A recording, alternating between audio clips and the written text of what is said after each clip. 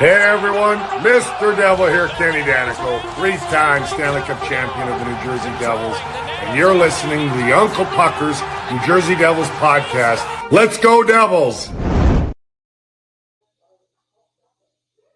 It's not an Uncle Pucker episode. It's an Uncle Punter episode. Me and Tony, Chris and Tony, going to talk some football today. So what's up, Tone? Just, getting all the Tylenol out of the house, Yeah, you got to get rid of that. Mass emergency. Yeah. I heard you grow a second head or something, and then your children turn orange. You turn orange, and you have a bad case of diarrhea of the mouth, and you lie all the time. This is why. What the fuck is going on in this world? I mean, literally, how do you call it? Ibupedophile or something instead of ibuprofen or ibuprofen. Got liabetes. Liabetes. It's just never ending, man. It's like, you just can't even.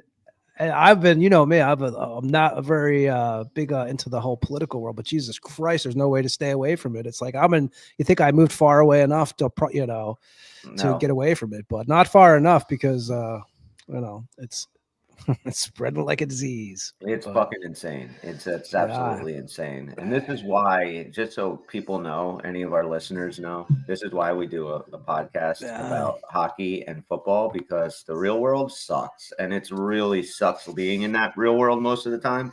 So this is why we enjoy to come here, bullshit our stupid sports with our fans. And it makes it much more worth it knowing that everything on the outside is just shit.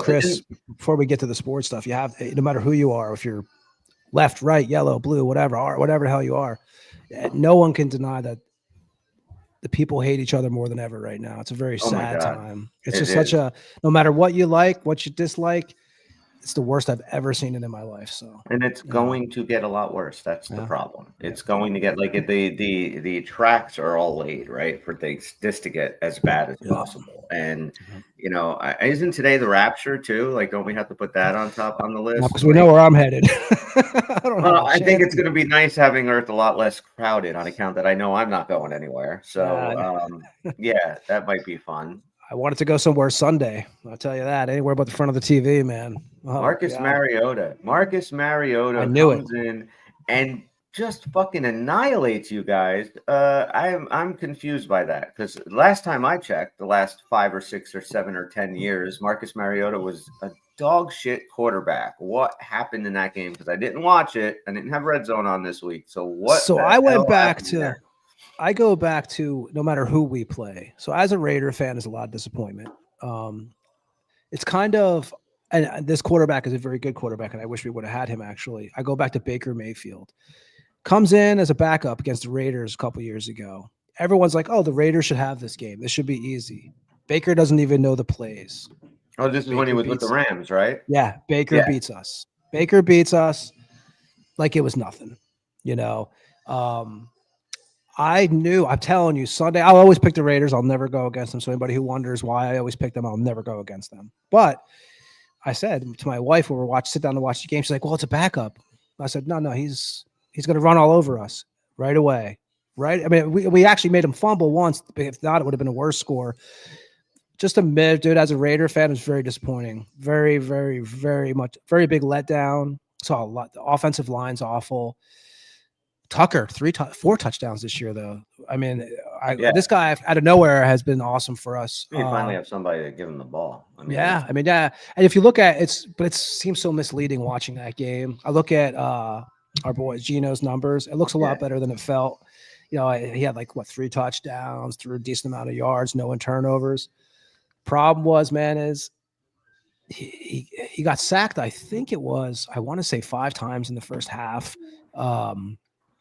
I'll tell you, as a Raider fan, it was uncomfortable from the snap. Another thing too is we lost on our own. Like, we sucked, the Raiders, but man, these officials still suck. I mean, they're calling.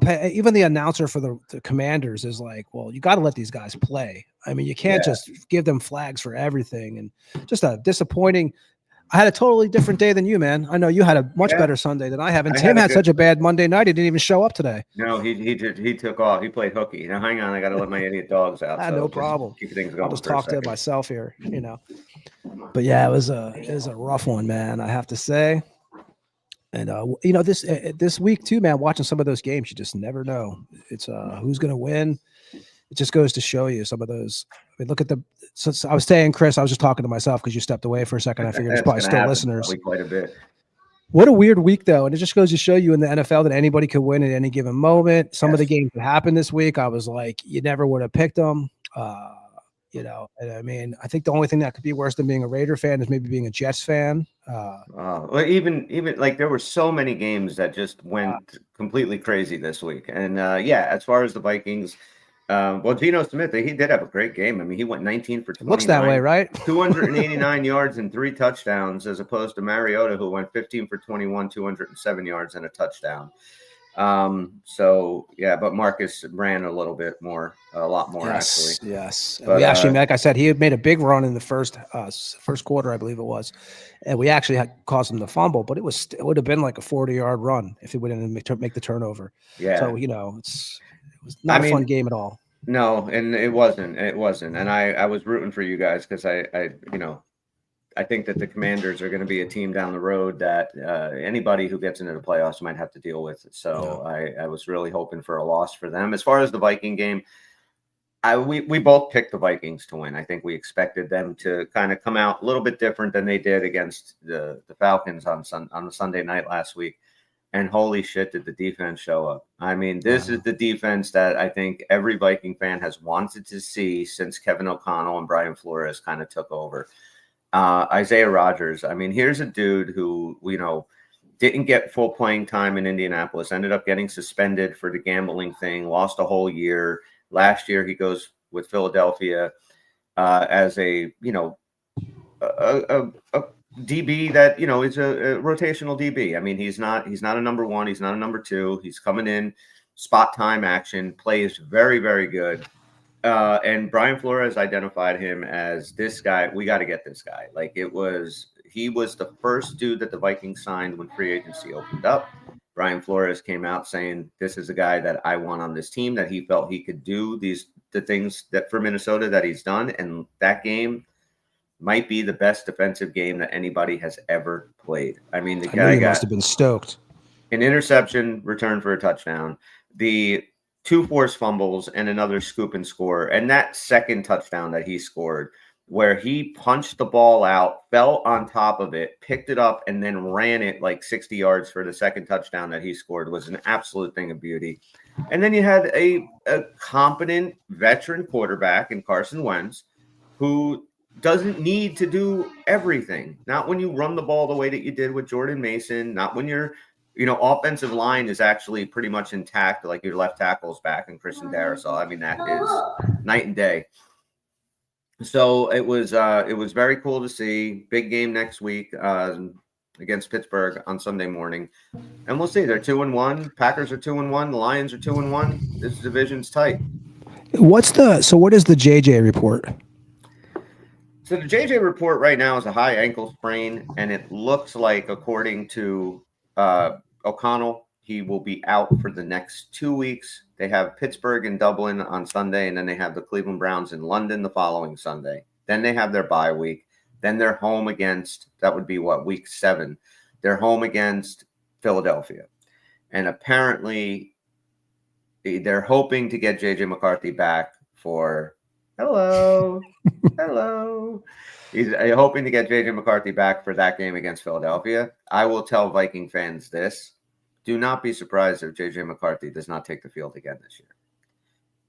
If this team keeps winning and Carson Wentz keeps doing the things that he's doing, I think they're going to say high ankle sprain all season long. And they're going to eventually, I think you're going to have to get this guy in. But if you end up, winning the next 2 games, going into the bye, maybe he's not ready. Maybe Carson Wentz steps in against Philadelphia and beats him then. Then you got a short week. You go from Philadelphia on Sunday to Thursday night out in L.A. to face the Rams and Harbaugh. I'm sure McCarthy wants to play his old coach, but I don't know if you put him in against that Charger defense. And, he's a rookie. So essentially he's a rookie. How do you feel about the whole traveling? I don't mind it. I mean, I get the 2 weeks, but they're the first team to ever play in Europe for a 2-week span, and it's in 2 different countries. So I don't really mind it. The way that these teams travel nowadays, they basically bring the entire organization, everything. Masseuses and- Yeah, they have everything that they want, and they travel in comfort. It's not like they're flying 6 hours on a coach flight like us fucking idiots would, you know. So I think it's fine. If they beat Pittsburgh on Sunday, then they would be the first team to beat Aaron Rodgers in 3 different countries. Because last year we beat them in Ireland or in London last year. Of course, beat them in the United States, and then we go and beat them in Dublin next week, and that would be awesome. Beat them in 3 different countries. Yeah, that's right. I didn't think about that. It's 2 different, the 2 different countries. Like you said, usually they go and come back. I didn't even think about that. Yeah, they're like Jacksonville has stayed in London and played a couple of games. Hang on one second. Hi, buddy. How are you? I'm doing well. Thank you very much, buddy.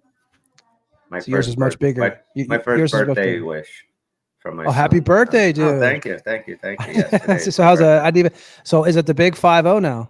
No, 27. I'm 27. I'm going to stay 27 now until I die. I did actually hear from Dan, and Dan actually reached out this morning to wish me happy birthday. This is the first time that we've heard from him in a while. We'll hear from him again next year this time. Yeah, exactly. But what's he doing? He's doing all right. I texted him back, and he never got back to me. So normal, okay. It's normal. But no, today I turned 50. Yes. So I'm up next, dude. I'm next year, but not too far into the year. Not January 18th. Yeah. It's weird, man. Because look at you. I would say if I didn't know you today, I would say 35, 37, just because I know we're not kids, And I don't feel too old. I feel tired more than I've ever been before. Yeah, that I definitely do. Yes. So that's one thing I definitely feel. Thanks, Greg. Thing is, people just croaking left and right, though. That's why I ever notice when I go on Facebook and stuff. That's what makes me realize how old I am. When you go on there and it's like this dude's dead of this and this. I'm like, it sucks. Now the other dog has to go out, so that's okay, man. Right back. No problem. This is why we do it live. Yeah. Let's go outside. We got dogs and kids today. I got my 2 daughters running around here, so their mom's at work. So I'm paying the price. If there's anybody, I don't even know if there's a chat. I can't even. Let me see here. Comments. Oh, I didn't even see anybody who was in there. What's up, Greg? All right, so let's do some games from last week, right? Yes. We both we have Buffalo, Miami. We both took the Buffalo Bills in that one, and let's see where that one was. Let's see. Yeah, Buffalo 131-21 on that one, and then I had a Ravens fan telling me this morning that it's fixed, that the NFL wants Buffalo to finally win, and I just don't believe that because Buffalo never wins. No, so I'm like, they never win. I just can't.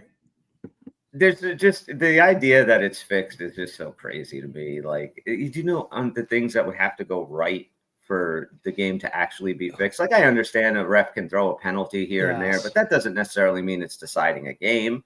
I mean, and how does my team choose every year to be the ones that gets to get? And that's the other thing. If you look at the biggest fan bases in the league, I would say if you had to say the top 5 fan bases, it's got to be Dallas, the Raiders, the Steelers, the Patriots. Yeah. Who else? Kansas City. That's pretty much the Raiders are one of those teams. They've made their mark in the NFL. They have a giant fan base that if they were going to fix something, then the Raiders would be a team, I think, that at least would get a look into the playoffs, I mean, if it's fixed, I want to know because I need to pick another team because, man, I'm on the end of Tuck rules and I'm on the end of everything that you could imagine that goes horribly wrong. So it's I know. And Dallas, like you said, Dallas has a huge fan base and they, I mean, I just think that, look at Philly this year. I was talking about somebody about this earlier today. They're like, oh, Dallas, not Dallas, but Philadelphia. They're like, oh, they kind of suck, but they keep on winning. I said, well, they have that thing that Kansas City had going on. Even when they might have some issues, they find a way to win. And that's a big difference in teams, remember Kansas City a couple of years before this year's, they always found a way to pull it off. And I feel like the Eagles are a good team, obviously. Oh, yeah. But I also think everything's going for them, which does help. I mean, that's successful teams have that happen, Yeah, and they're such a well-built football team. The Eagles, just top to bottom, they're by far the best. They can be the Eagle fans, do you, Chris? Because you're in Jersey. I was in Jersey. I'm not in Jersey anymore. How are I have a really bad image of Eagle fans. No offense to any Eagle fans that may listen to us. but it's kind of like Flyer fans. Like, Oh, they're the same. Like they haven't Same. changed. They're terrible. They're awful human beings. are they worse than Ranger fans now? I would say that they're all right. So Flyer fans and Ranger fans, I feel, are different. Okay, Flyer fans are just angry all the time. Like there's no rhyme or reason to why they're pissed. If you just have a different jersey on, they hate you. They're like the guy from Dazed and Confused. You remember the guy that says when they're walking, he says, "I'm here for two reasons: one's to drink beer, one's to kick ass, and I'm out of beer." Do you remember this part when Yes, they're I at that do. party? Yes. Is that a Philadelphia Eagle fan? Either That's a way, they're Philadelphia kind of Eagle fan. yeah. Yes, perfect. Where I find like Ranger fans are just ignorant. They believe that their team is the best, no matter what. Doyles. Yeah, they will sit there and they will argue with you until they're blue in the face how they are the best team, and they just continue to suck. I mean, that's basically it. Like when we do our Uncle Pucker episode, which will be this week, where we do our picks for the divisions and our playoff teams and everything, I'll tell you right now, I do not have the Rangers in the playoffs. I just don't. I don't think that they're going to make it. I don't think they've done enough to really take the next step. And I think there's just going to be too many teams in the Metro that are coming up. I think the Islanders are going to be good. I think Columbus is going to be good. I think the Flyers are going to be much better. So, yeah, I think the Rangers are shit out of luck. Be nice if they didn't make it. Yeah, it would. It would. All right, let's keep going here. We got Green Bay over Cleveland. This game, we both took the Packers. We thought this was pretty much, Packers were an 8.5 point favorite in that game. And they lost 13-10 on some craziness that seemed to be going on all day, right? I mean, when they tell you, when a coach sits there and says that the three phases of the game that are important, the offense, the defense, and the special teams, and we all kind of do one of these when we say special teams. No, this is why special teams is super important, because a lot of games were lost and a lot of games were won from special teams on this week, which was crazy. So, yeah, the Packers, Love throws an inexplicable interception late in the game. 3 minutes left. I don't know who the hell he's throwing the ball to. They're down by 7, I believe. Cleveland goes down, scores the touchdown. They tie it up at 10. Love takes them down. They're ready to kick a field goal for the game winner. Barely any time left, or right around a minute or so. Blocked field goal. Cleveland takes the ball. Flacco brings them down. They kick a 55-yarder, and they beat the first-place Packers, which everybody up until this point had the Packers going to the Super Bowl. They're the greatest team ever. Michael Parsons cost them 5 yards or 10 yards on this drive with a stupid offsides penalty, too. But these are the games you lose. These are the games, no matter who you are, in my opinion, in the NFL especially, like, you always hear, any given Sunday. But I believe, it's definitely true. Because this is the team, this was kind of, you had, if you're a fan of Green Bay, you have this as a W on your calendar marked. Yeah. Like, this is not one of the games you're even concerned about, as we know as Devil fans, with like last year with the Blue Jackets and stuff.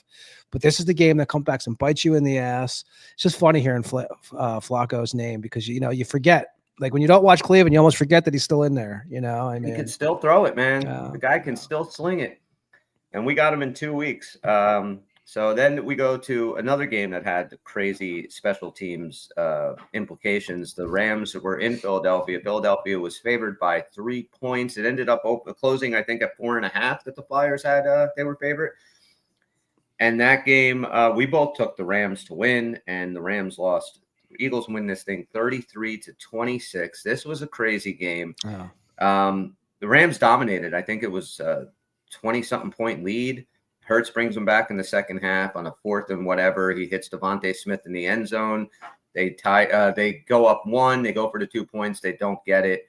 Stafford brings them down in the field goal range. It's going to be a chip shot, 2-point win for the Rams, and that gets blocked.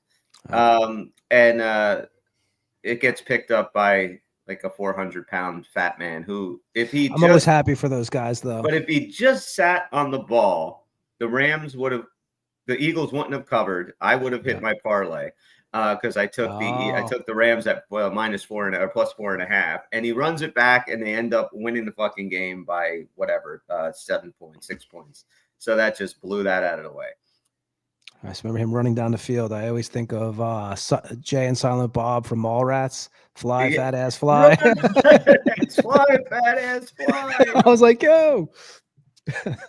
And then we have what might be the biggest surprise of this short season so far. Daniel Jones and the Indianapolis Colts. Yeah. Who I have been high on all summer long, and this is why. They are 3-0. They beat the Tennessee Titans. What the heck was the score of that one? 41-20. I mean, that was Daniel Jones went 18 for 25, 228 yards and a touchdown. Taylor, again, 17 carries, 3 touchdowns, 102 yards. Michael Pittman had 6 receptions, 73 yards, a touchdown. This Colts team is for real.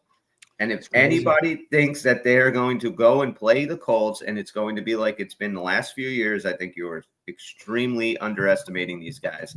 They're a good fucking team. Yes. Could you imagine a Giant fan? I mean, right now you got to be like staring at the TV, like what Christmas Story, Ralphie looking at the gun through the window, like just what is going on here? Every time, like it's just always. And I'm happy for Jones, though. I mean, it's. I wish that guy had nothing but success, and he's having it. I mean, I had someone else. I was talking about football with someone else earlier today, and they said the same thing. They're like, man, they're like, this guy, like, it's a good story. I mean, like we talked about last week, being from baseball to football to hockey, the media is tough in New York. Sometimes you just can't handle it. Sometimes you need to get away from that. You know, you have to have a certain kind of build in you to deal with the media, which I think actually going to our hockey team, I think Jack Hughes has. Like, you have to have this kind of arrogance almost where you really don't care about what the media is saying. And not everybody can do that. I remember when the Yankees got Randy Johnson. You remember that? Yes. Couldn't handle the New York media. You're right. Sometimes to get out of there is good. And I think for Jones, it's been nothing but good. And, you know. Let's not discount his year in Kevin O'Connell's School for Wayward Quarterbacks because, I mean, the Giants cut him. He sits behind Sam Darnold and Nick Mullins and JJ last year, but he learned in a really good quarterback room. And let's not forget my Indianapolis pick this year too for finishing high in that division. Everyone laughed at me for. I think they are now first place and they're probably going to win that division. And I mean, I really like that team and I think they're for real. And all right. So then we go to Atlanta, Carolina. We both took Atlanta. Carolina was a 5.5-point dog in this game. And holy shit, what happened here? I mean, I don't think anybody was expecting the final. This was 30-0. I mean, the Carolina Panthers, who can't beat anybody. Bryce Young, who looks like he's still a tiny Pop Warner football player trying to make it in the NFL. And this guy goes for 121 yards. He was efficient, 16 for 24. They didn't make him throw the ball much.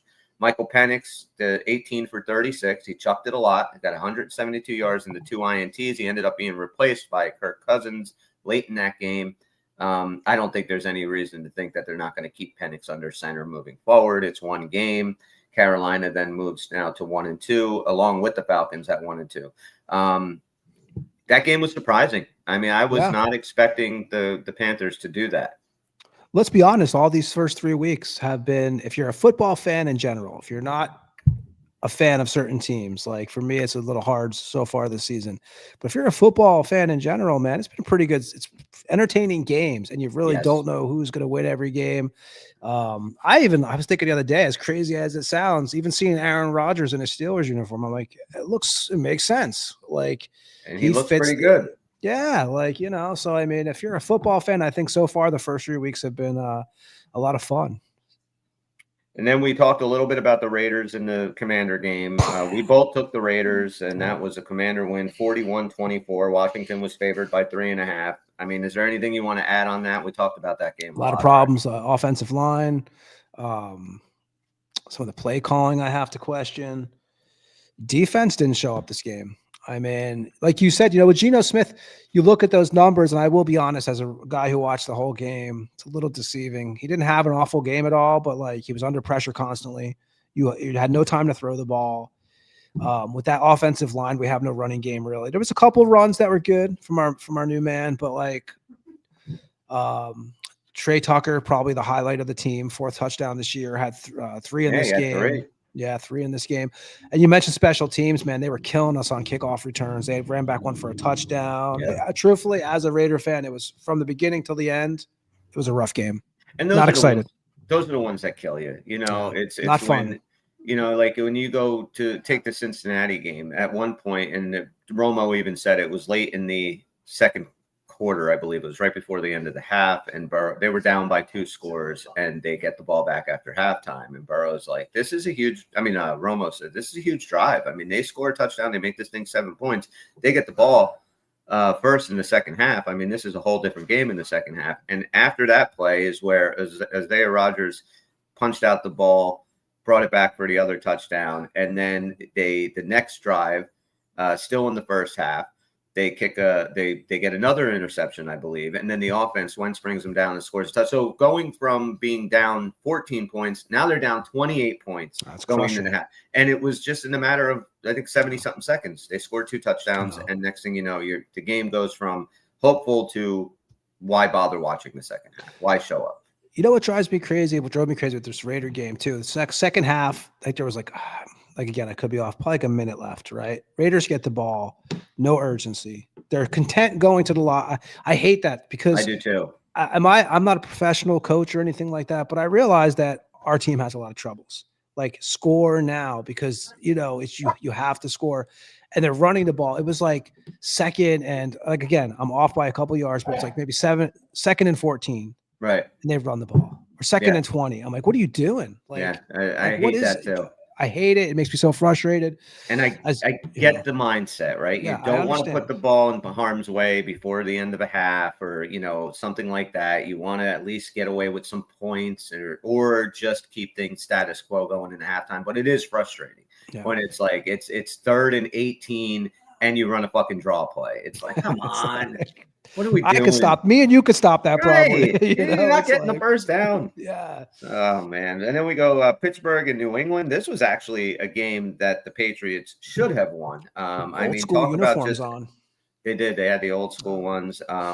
They lose 21-14 to the Steelers. Steelers were favored by 1.5. But this was a game that New England, the classic game that you beat yourself. I mean, Cleveland. Yeah, they should have won that game. Yeah.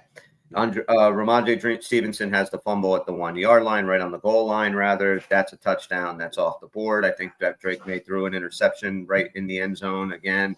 They had way too many turnovers, and Pittsburgh is a veteran team. They're going to capitalize on that shit, and they ended up winning that game 21-14. I mean, I felt bad for New England on that. And my buddy who I work with is a huge Patriot fan. He was pissed. And I was like telling this is what you're a very young team. Like this is you're going to have losses like this where you beat yourself. It's when you clean those things up and you get to the next level of being a very good team. And they're on their way there, but I feel like New England doesn't, how would I put it? And when I say this, they don't know how to win yet. And what that means is they don't know how to close it out. And many teams go through this when they're young, and I think they still have that going on. 1,000% right. 1,000%. Sorry about the dogs. Oh, no problem. All right, then we go to another great game. This was a lot of fun. The Jets and the Bucks. Bucks win this thing by 2, 29-27. They were favored by what's that? Barely, too. What a game, right? I mean, this is another one that the Jets block a field goal.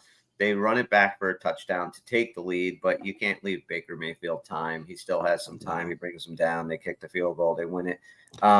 Is he one of the more likable quarterbacks, you think? Like I love him. I like Baker Mayfield. Like, and I'm not a Bucks guy, as I always say. I wish the Raiders would have got him. But I like him. There's just something likable about that dude. There's a thing on YouTube you could probably find where he did the whole dress up dressed up basically like had a mullet and had a mustache and went to the Bucks facility because the fans were coming there to look at the locker room. So he was pretending he was some injured injured college football player. Right. Totally like Joe Dirt, 100%. So even his teammates don't know. So they go to this thing where you can throw a ball to the receivers. Right. Fucking Baker's just winging it, dude. And you can see the receivers, they're like, what the fuck, man? Then he peels off his shit and sees all the fans, but it was really entertaining. It's much better than when I'm telling it. So I definitely recommend if anybody hasn't seen it. It's on YouTube. It's a Baker Mayfield going undercover at the I'm going to check that out. Yeah, it's good. Like you talked about how Giant fans must feel about Daniel Jones. How do you think Cleveland fans feel about Baker? Like you let this dude go and you spend $240 million to bring in a fucking rapist in Deshaun Watson. And now you're dealing with Joe Flacco and Dylan Gabriel and Shedeur Sanders, and you got nobody. And meanwhile, this guy who might be in the running for an MVP this year is slinging this thing like crazy down in Tampa, and you're sitting there holding your dick. Keeps Tampa a team that you have to keep your eye on because they are a team that could make a sneak in there. You never know, man. They are what it's funny. We say Tampa, they're kind of like the Lightning, right? Still, you got to watch them because you don't know. They absolutely have what it takes to win the NFC and be in the I love Evans too, man. I know he's a great guy in the community there, living there. He's injured now, though. We don't know what kind of injury he has. He's awesome too, man. Yeah. But so then we go to Minnesota, Cincinnati. Cincinnati was underdogs by 3 points. Minnesota beat them. I think the score was 48-10, the final. Chris's last win in the 40s. 48-10. I can't remember the last time. I think it's been like well over a decade that we had anything close. Guys, come on. Well, I meant it was your last win as a Vikings fan in the 40s. I don't. Because now you've went to the 50s on your birthday. I'm trying to remember when the last 40s was. No, 40s your age. My last what about your age 40s, here? Yes. So now that, thanks. You taking Tylenol, man? What's wrong with you? And Carson Wentz, he played good. He went 14 for 20, 173 yards and 2 touchdowns, no turnovers. But the game was about Isaiah Rodgers. I mean, it was all about him. Best game pretty much that any defenseman has ever played. He had 2 forced fumbles, 1 interception return for a touchdown, 1 scoop and score for a touchdown. I think PFF had him rated at 99.9% on their the highest grade they've ever given anybody. So that was always fun to watch. It was nice to see. It was a game I was very worried about early on in the schedule because I thought it would be J.J. McCarthy against Joe Burrow, not Carson Wentz versus who the hell was their backup? Can't even fucking remember. Oh my God, I can't. I was wondering too. I was like, when I was looking at that score, I was like, I wonder if the Vikings would have had that much success with JJ in there, just because he's young. It's got a lot, like we always talked about on this show. Jake Browning. I see. Like this was a game where you saw that. I mean, Carson took a couple of sacks. He probably shouldn't have, but this is a game that you saw what the offensive line is supposed to look like, right? Christian Darrisaw was back. Even the center position with Michael Juergens playing instead of Ryan Kelly, I thought he did a decent job. But the left tackle spot is the key because now what that was doing when you had Justin Skule in there, when Darrisaw was hurt, you had to keep giving him help. So now you're taking T.J. Hawkinson away from the game and you're having him chip in on blocks. Now that you have a guy that can handle that left side of the line, it opens things up. Now you don't have to have a running back chipping. You don't have to have a tight end chipping. You can open up your offense a little bit more. I think that it could have been similar to what it was. They would have won this game whether McCarthy or Wentz is in there. But Wentz gives you just that calmness. Like there's nothing that's going to happen. There's nothing that's going to happen that's going to rattle him. It's that simple. Like he's been through it. He's done it. And like I said, high ankle sprain, if he starts playing good, I wouldn't be surprised if Minnesota just kind of says, we're not in a rush. And I don't know what that does to the kid's psyche. I don't know what it ends up doing JJ moving forward, but you owe it to 52 other dudes to put a winning product out on the field. And if Carson Wentz is going to be it, then you got to go. I believe that's so much with football too. I believe, sometimes in hockey and stuff, you say, okay, we're building something here. In football, man, it's year to year. These players don't wait for somebody to grow into their own in a couple of years. Because some of these guys, this is it. They're going to be another team next year. They want to win now. So yeah. You're 1,000% right. And they have that. I mean, they have the team right now that is a win now team. And you can't just sit around coaching with kid gloves because you have a rookie quarterback. Not if, I think eventually when he gets his shot, he's going to be okay. I put him more in the lines of like Baker Mayfield than I would a Joe Burrow or somebody. Cause I do think it's going to take him a few years to kind of get it because he does play with a lot of emotion. He plays with a lot of heart, and that can get you in trouble early on. And you see it like just over the last couple of years, Baker finally becoming that quarterback that he, was supposed to be. He finally is kind of growing into that role because I think a lot of the time he's just played with emotion and he's going out there. He's like, I'm just going to win this goddamn thing by myself. I don't care. And you make mistakes that way. And I look at some of the quarterbacks we saw who back in the day, who, look at Tom Brady's and these guys who always got it done.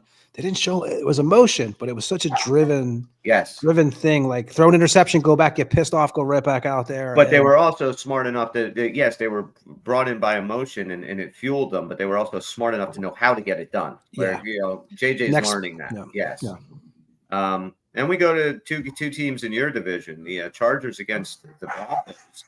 This game, the Chargers were favored by 2.5. They ended up winning the game. What was the final on that one? 23-20. Yeah, so that was another field goal game. But man, did the Chargers deal with a blow? Yeah, that's right. Najee is out. Yeah, so I think Najee gets the injury. Year. Yeah, Arizona had a bad one too. O'Connor's out. But you hate to see it. I mean, you don't. You hate to see these guys get hurt like this, even if it's in your division. I mean, it's going to be interesting. Again, that division is such a tight division anyway. It's a tough division. And I was telling you, like with Denver, I feel like Denver is a good team, but you could beat Denver. You can still beat them. Kansas City, you can beat. San Diego's probably the best team in that division. This injury is going to hurt them a lot. How much we'll see, but because I think he's done for the year, right? Is the report? Yeah, he's out for the year. Yeah. Chargers are for real. Yeah. Chargers are for real. They are a really good team. And this is what happens with the second year with Jim Harbaugh. Give him the first year to kind of just take a look at what the team is, make the tweaks he has to make. And you know what those tweaks are going to be. It's going to be offensive line, defensive line, and running game. And that's exactly what they have. And I know the Najee injury is going to hurt, but they do have the rookie that they drafted this year. And you have a guy who I think is a top 6 or 7 quarterback in the league. Oh, definitely, yeah. And then you put him now with having a coach like Harbaugh, the running game, the defense. I think the Chargers can be the team to beat. They are really. I agree, and I'm not a I agree. I mean, my only beef ever with Herbert is nothing personally to him. I always felt like he's a very good quarterback. He's a stud. I mean, you would love to have him on your team. I just always got annoyed that he's never accomplished it yet. But man, watching him play is enjoy. I'll put it like this: I don't like the Chargers, but you watch him play. He's a fun quarterback to watch play because the guy's got skill. He is, and I think this year he's finally going to get that respect. And I think that people are going to finally realize that he should be spoken about in the same breath as Burrow and Allen, and I even say Hurts. I mean, I think Jalen Hurts is an amazing quarterback, and people like to crap all over him. But I mean, the guy needs to do it with his arm. He do it with his arm. Needs to do it with his legs. Do it with his legs. If he just needs to manage the game and let his defense do it, he's fine there too. And that's why I think this fucking tush push though, man. I mean, it pissed me off. Yeah, we'll talk about that game. I mean, all right, then we go Dallas, Chicago. This one shocked me. I mean, we both took Dallas to win. Chicago was a 1.5 point favorite, but 31-14. Where the hell did this game come Schizophrenic from? Team. They hung in there with the Vikings too. Remember the first game of the year? I mean, they're a weird team. They're one of those teams again that I don't think they're ready. But, I mean, they could win any given Sunday, I believe. Caleb went 19 for 28, 298 yards, 4 touchdowns, and no interceptions. That is huge for Caleb Williams. I really thought that this game was that Dallas – it would be close, but Chicago will make enough mistakes. That's what I thought, Dallas will win it. And Dallas was the team that made the mistakes, and Chicago looked like a different team. I mean, I know that they got their doors blown off in Detroit last week, but – this was a hell of a response. I give Ben Johnson and Caleb Williams credit on this. I hate them, but that was a heck of a response. I'm sure Ben Johnson wanted to get away from that last game too. The bad taste in his mouth.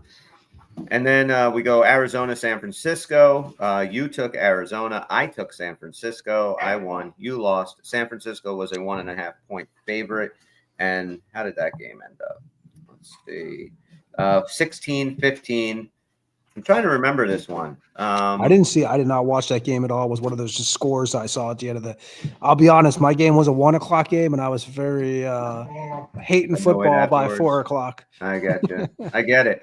All right, so we'll just gloss over that one. We'll go to Kansas City, New York Giants. This was a Sunday night game. Kansas City was favored by 6.5. We both took Kansas City to win. Kansas City won 22-9. They get off the schneid, the first win of the year. That's not really the story of this game. The story is the Giants are in trouble. Russell Wilson. Kelsey, we got the coach, which get a little old to see. What was that?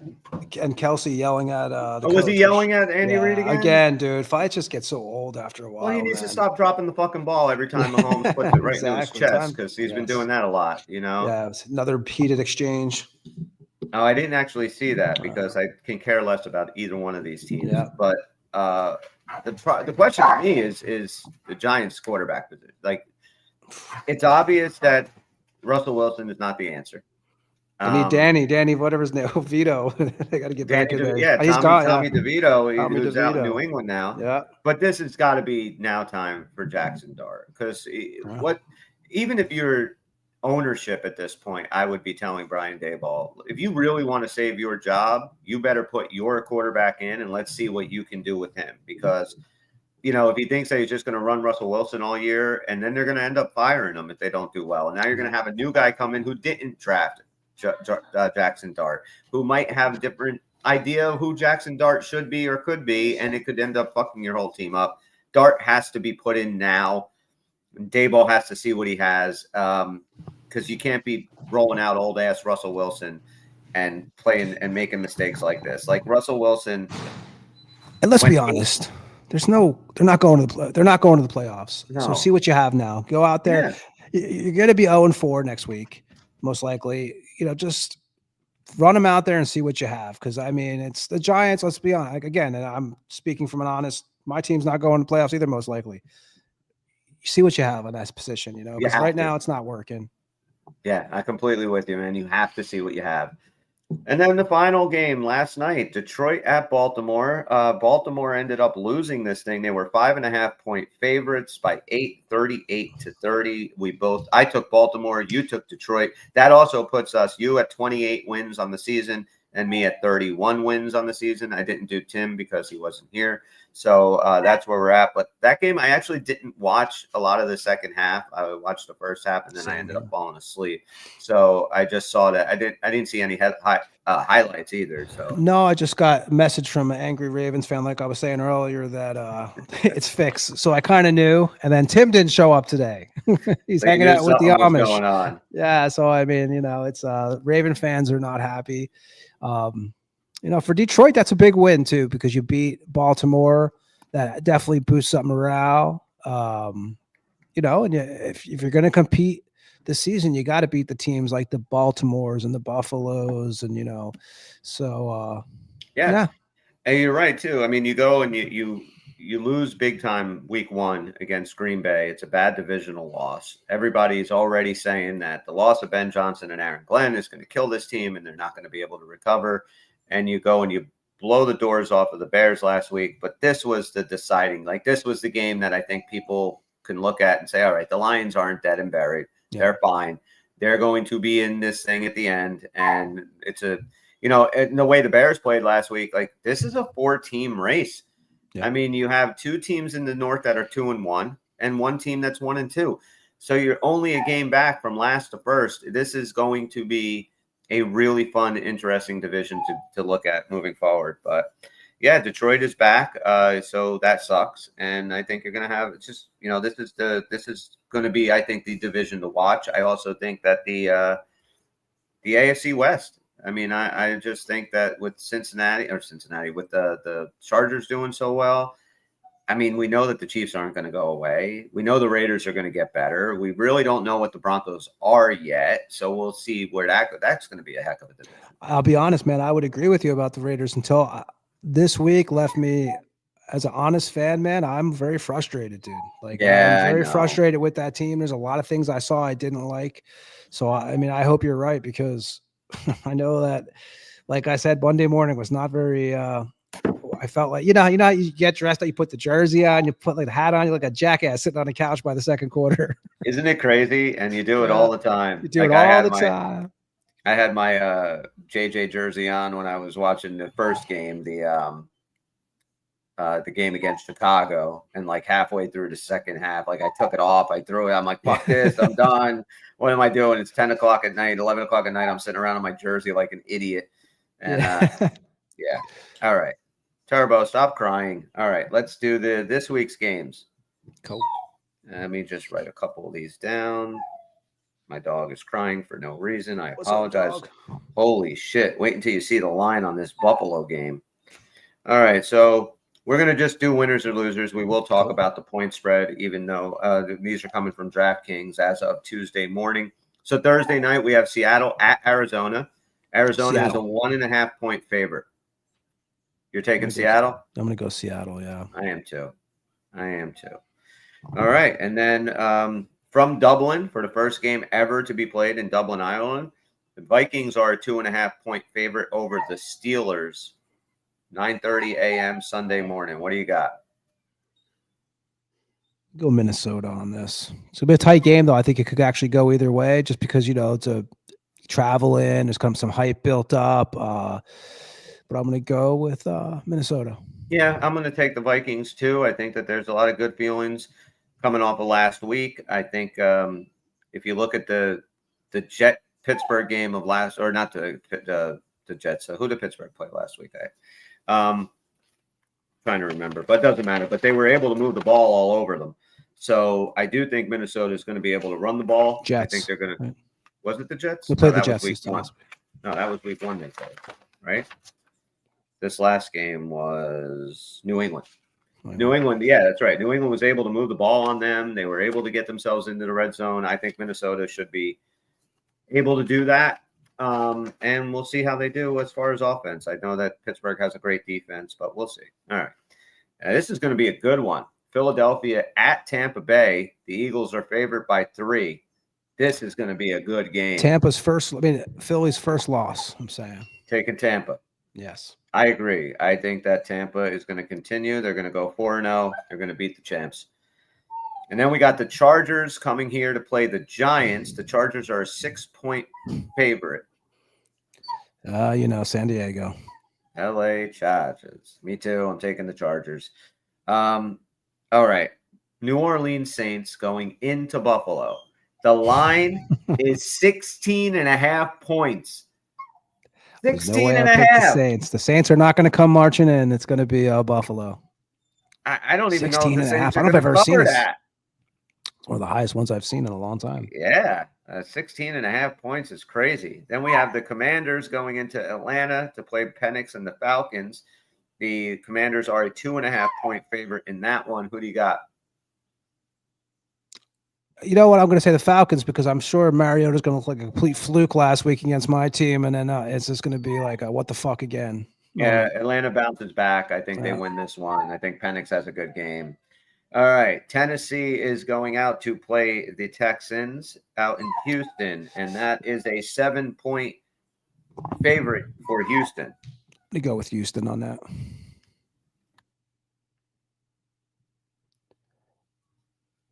Put doghouse. Put it as. Hey, they're crying, they're acting crazy. All right, Tennessee, Houston, 7 points. I'm going. Houston is going to get their first win. Yeah, I think that this is pretty easy. And then we go Cleveland at Detroit. Jesus Christ. Detroit. It's an 8.5 point favorite for Detroit, even though they came up and beat the Packers. You don't think it's going to happen again? No, I think that unfortunately, I don't think Cleveland's built to beat 2 teams like that in a row. Yeah, I'm taking Detroit on this, and I don't think it's going to be close. I think it's going to be ugly. Yeah. I think this is going to be one where 34-10 or something. Yeah, I think by the fourth quarter they're pulling out their trick plays and throwing fucking balls to the coach or whatever. They had those alternative helmets. Did you see they were awful? They had the if you get a chance, look at they had this alternative brown helmets, which are just browner. Oh, the Browns uniforms? Yeah, I the like helmets. Them. I thought like the whole uniforms look good. I mean, I the helmet. I can never can't. I don't know how you have a team and don't have a logo on your fucking helmet. I just don't get it. Yeah. And then Carolina, the Panthers are going out to the Patriots. The Patriots are 5.5 point favorites in this one. I think they rebound because they're going to be a team, like we said. They don't know how to win, but they're going to be a team that wins a couple games this year. They're going to pop up and, surprise a couple teams. And I think they're going to be very inconsistent, I think, throughout the year. But I do picture them winning this one. So you're going to take New England? Yeah, I'm going to take New England. I'm going to go the other way. Carolina had that huge win last week against Atlanta. I'm going to take them to go 2 in a row. I'm going to say they beat New England. 2 young upcoming teams. Oh, this is actually a game where in the summertime we might have just waved off as being a crap game, but now Indianapolis at the Rams is a fucking game. And the Rams are a 3.5-point favorite. I want Indianapolis to win, but I do think the Rams are going to be pissed off from last weekend's loss. And I do think they could pull this off. I'm hoping that Indy pulls it off, but my betting tells me to pick the Rams. All right. I think you're actually right, but I'm going to go with the Colts just because I want this Colts Indiana Jones story to go forward. I like it. I like Daniel Jones. I like the Colts, and they lost their owner this summer, and everybody kind of thought they were dead to rights, and they're 3-0. I'm going 4-0. I'm taking the Colts. Jacksonville at San Francisco. San Francisco are 3-point favorites. I'm going to take Jacksonville, actually, because I felt like San Fran this weekend, I wasn't too impressed from what I saw. So I'm actually going to go with Jacksonville. There's always a couple upsets every week. It's on the brink. I think Jacksonville is going to pull this off. I agree. I mean, San Francisco had their hands full with a team that is almost 17-point underdog this year, and the Saints this week. So I'm going to take Jacksonville. All right, your game, Chicago at the Raiders. Well, I don't ever go against the Raiders, so Chicago is 1.5-point favorites. You're going to take the Vegas Raiders. I'm going to take the Raiders. First of all, again, I never go against my team, so I would never pick against them. But I will say this: I figure Pete Carroll has to be fired up. There has to be some kind of, actually, Max Crosby too, man. There's a lot of guys that should look at that tape from last week and not be satisfied with what happened. I think you got to put Powers Johnson in too, man. I don't understand what the hell some of this coaching's going on with some of the moves, but I think if you don't come out and if you're not fired up after the way you played last weekend, this season's going to be a 4 or 5 win season for the Raiders. And that's why. Go ahead. I'm sorry. No, they have talent there. I mean, and another thing, sign Jacoby Myers, man. Give him this contract. What do you got? It's crazy. I don't understand what they're thinking. I know. But if you come out and lose this game to Chicago, in Vegas, you've already lost your first game in Vegas this year. You played like shit last weekend. A lot of guys didn't show up who you would hope is going to really try to show up this week. So I'm going to go, of course, I'm going to go with the Raiders anyway, but I feel like it's a must. I actually feel like in week 4, this is a must win game for Vegas. I think it is. I think it is a must win. And I think because of what you said, it's Pete Carroll. And that's why I'm going to take the Raiders to win this thing. I think that the Raiders, they were embarrassed last week. Pete Carroll is not a coach who is going to let this team rest on their laurels and just think that, all right, maybe we're not supposed to be that good. No, he's going to have them ready to play. He's going to have them ready to play in their barn. I like the Raiders to upset, even though they're not an upset. They're favored by 1.5. But I like them to beat the Bears and Caleb Williams. I think Max Crosby will get to Caleb. He'll get a couple of sacks. All right. This is another really good game. Baltimore at Kansas City. Kansas City is 2.5-point dogs at home to the Ravens, who just lost to the Lions last night. What do you got, Tone? I'm going to go, as much as I'm going to go with Kansas City, actually, because I feel like they have, it's time to turn on. If you're going to turn on anything this year for Kansas City, it's time to do it now. Again, it's almost the same theory as Vegas, right? After what's been going on with this team, I feel like you really, really have to prove yourselves. Because if they lose this game, man, I mean, I have to really scratch my head about KC and be like, hey, they're beatable this year by almost, you just don't know. Maybe they win. If they lose this game, I'm going to say this right now. If they lose this game, I bet you they will only win 8 games this year. Well, I mean, you have 2 teams that everybody had in their possible Super Bowl contention. And after 4 weeks, one of these teams is going to be 1-3. Oh. And that's a big, big warning sign here. If you are 1-3, especially if this is the Chiefs, I think 1-3 is much better to survive if you're Baltimore, because in essence, you really only have to worry about Pittsburgh right now after what happened to Joe Burrow. And frustration starting to bleed over too in Kansas City. Right. You're seeing it on the sidelines. You're seeing it after week 1. Press conferences and stuff. You're seeing this, and this is going to get worse and worse because this is a team that, again, like we said about Philly, this was a team that was getting all the calls before. They were getting everything was working out. Now it's the complete opposite. You are so right, but I also think Kansas City has much more to lose, because if you're now 1-3, let's say that the Raiders win. Let's say the Chargers win. Chargers just blew through every team in the division through the first 3 weeks, so they're in the driver's seat. Kansas City, this is absolute must-win territory. Cannot fuck around. They have to win that game. They will not. Baltimore is going to go in there. I hope Baltimore's you're right. pissed. Baltimore is going to win it, and Kansas City is going to look at their own mortality for another 7 days in their mirror, knowing that I think the days of Kansas City being the juggernaut are over. These are when you choose these games. It's funny because there's sometimes I'm just picking honest, like what I think. Except for I never pick against the Raiders, but I just pick honest of what I think. And that's a game again. I hope I'm wrong because I'm not. At the end of the day, like I want Kansas City to lose this game. So but I just try to be a little honest. Like I always try to, even when we do the Devils pot, the Puckers, the Uncle Pucker show and stuff. I always try to be legitimately honest. But I hope Kansas City loses this game because I do want to see I'm so tired of that team. I would like to see Kansas City and all their new fans because, goddamn, man. I mean, how many Swiftie fans, and it's not anything against her even, whatever. How many of these fans are just jumping on the bandwagon the last few years? And because before Mahomes, whoever saw much Kansas City gear, unless you knew someone from Kansas City, you know? So I'd like to see the complete sinking of the ship over there. Well, when every team that has those meteoric rises and stay at the top for a long time, it's only a matter of time until it starts pitching downward. And other teams come up, and this game gets harder and harder. I just don't see it in Kansas City. I watch them play, and I don't see a team. Yeah, they don't feel it. Or you don't feel it. Like it's like, they can overcome anything. And they, just Patrick Mahomes is one of the greatest football players I've ever seen in my life. But his surrounding cast is just nowhere near what it used to be. And there's a different look in his face now. You could see he's frustrated. You could see that. And I scratch my head at like when I see D-Hop playing, where's Hopkins now? I can't even remember where the heck he is. But why did they not bring him back? Like, why did you not bring Hopkins back? Like, and now the more injuries and they're always injuring each other, right? Mahomes took Rashee Rice out last year. Kelsey just took out Worthy. Think of how many people Mahomes' dad's going to have to fight now in the streets after this season.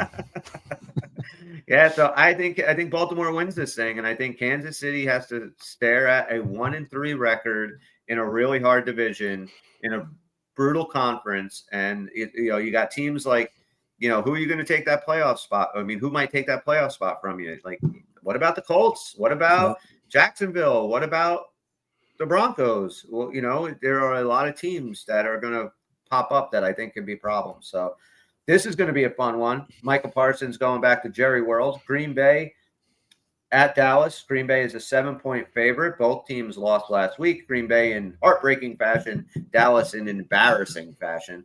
What do you got on this one? I think Green Bay, just because I think you take the two teams. First of all, Dallas before this game had played decent, this season before this game. But I think, Green Bay's got to pick it up from last week. They're, again, same theory as the Raiders. They're probably pissed off. Parson, of course, again, there's going to be that little bit of, wanting to dominate his former team. So I'm going to go with Green Bay. I think it's going to be a decent win too, but I think it's going to be at least 10 points. That's a Sunday night game. I could completely see Green Bay going out there and throwing 40 up against Dallas. I really can. Eberflus's defense looked horrible last week, and without Michael Parsons, it's not going to be any better. I am not ready to anoint Green Bay anything, and I am not ready to say that Dallas is dead and buried. I'm going to say where I thought from the beginning that Green Bay is a very good team, but they are not the upper echelon of the NFC just yet. I think Dallas knocks them down another peg and they lose 2 in a row. I'm going to take Dallas. A CD Lamb less Dallas. Yeah. I didn't even put that in there too. Yeah, that sucks. But I think that they'll be okay. I think a lot of that also comes from just, I don't like the Packers. They're my most hated team. And then we go to a Monday night game that nobody gives a frog's fat ass about. The Jets down in Miami. Miami's actually a 2.5 point favorite on this one. What do you got? I'm going to go with the green. Yeah, I am too. This is not going. The Miami Dolphins, we said it before the season started. They are a dumpster fire. Yeah. And the sooner that they get rid of Mike McDaniels and they get a new culture in that South Florida, I think the Jets go down there and dismantle them. Yeah, and if you're a Jets fan or a Dolphins fan, you pretend it's back in the day when it was like Kenny O'Brien versus Dan Marino. You got Super Duper, Gastineau, Bird.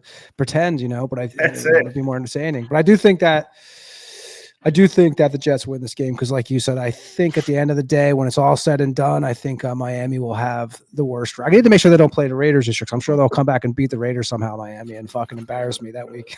Well, they're winless now, right? Yeah. So I'm sure though, if we face them, I'm sure it'll be some big disappointment. I don't think you have to worry about that. I don't think that the Raiders are nearly as bad as some of these games may suggest. I think they're going to get better. Is my point. I think that coach looks rough, doesn't he? For the Dolphins, he just he's aged like 40 years in the last. Tim nailed it, right? Like he went from this geeky, nerdy offensive guy, Beach kind of. And now he fell into Colombian folklore. Walmart at 3 o'clock in the morning in Florida. Yeah, he definitely looks like a fucking dude that's just needs to be in another place. This is not working out for anybody involved. So, all right. Well, I think that's about it, Tone. Yeah. Anything Hey, we else got you the show in, man. No, I'm looking forward. I'm glad the Vikings game is 9:35 in the morning, actually, because here that's a nice early game for me. So I'm looking forward to have some extra football that day. So yeah, I'm looking forward to it as well. So that'll be nice. And then the Puckers will be back. We have a Devil game tonight, preseason against the Islanders. We have our second tier lined up. We should be seeing Jack, and Nico, and Timo, and some new guys like Connor Brown and Dadanoff. So that's going to be a lot of fun for tonight, wherever you are watching us. If you're on the YouTube channel, please hit the subscribe, the alert bell. We really appreciate you guys and the few that do hang around for the football show. It's very cool. We're trying to get this thing off the ground, so spread the word. Let us know. It there. Let us know what you think. Drop a comment. You can find Tony on also the Uncle Pucker New Jersey Devil podcast and the Tampa Morgue, which is an awesome show. Anywhere that you get your podcasts, it's all about horror movies, metal music. They have tons of guests. Marathon 4 or 5 hour shows. So pack a sandwich. If you're at work and you just want to fucking listen to some cool shit for a few hours, throw your earbuds in, check out Tampa Morgue. Other than that, you can find me on the Uncle Puckers, where we will be doing another Devil show probably on Thursday. We will let you guys know. Thanks again, wherever you're listening to us. A 5-star review, a download, a positive comment. Helps a little podcast that good. For Tony, I'm Chris. We're the Uncle Puckers. And this is our football shit show. Happy birthday, Chris. Peace. Thank you very much, my friend. I appreciate it. And